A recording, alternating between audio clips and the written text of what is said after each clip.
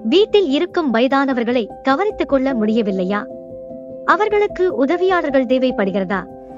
வீட்டில் உடல் நிலை சரியில்லாதவர்களை கவனிக்க முடியவில்லையா? வீட்டு வேலைக்கு ஆட்கள் தேவைப்படுகிறதா? அப்போ உடனே தொடர்பு கொள்ளுங்கள். Anbu Sri Sai home health care. உங்களுக்கு தேவையான ஹோம் நர்ஸ்களை நாங்கள் ஏற்பாடு செய்து தருகிறோம். நிரந்தரமாகவும் அல்லது பகுதி நேரமாகவும். கோவையில் மிகச்சிறந்த நர்சிங் சேவை.